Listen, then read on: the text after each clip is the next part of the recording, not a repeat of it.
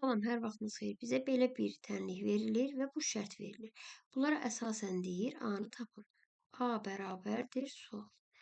İndi burada şərtə baxıram ki, bu şərtdə x A-dan da böyükdür, sıfırdan da böyükdür. Yəni hər ikisi sıfırdan böyükdür. O deməkdir ki, ikisi də müsbətdir. Yəni bu şərti tərsinə yazsam, alaram ki, sıfır kiçikdir A-dan, o da kiçikdir X-dən.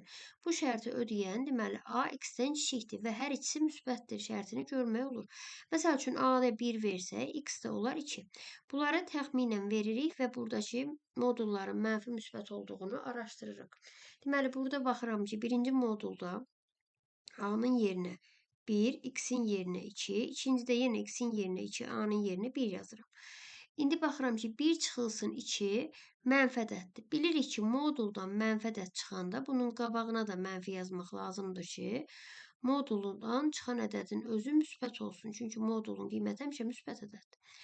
Sonra 2 üstəgəl 1 müsbət ədəddir. Müsbət ədəddən moduldan olduğu kimi çıxır. Ona görə də bu qabaqdakı çıxmanı da yazıb, elə moduldan x üstəgəl A-nın özünü yazmaq olar. Bunu da bölməliyik 4-ə.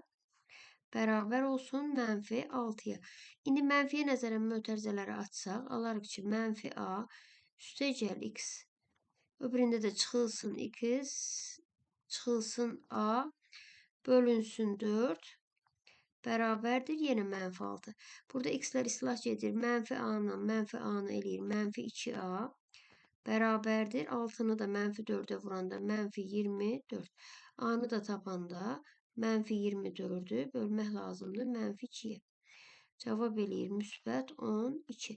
Deməli, A bərabərdir 12 bizim tənliyimizin doğru cavabıdır. Bu qədər. Sağ olun.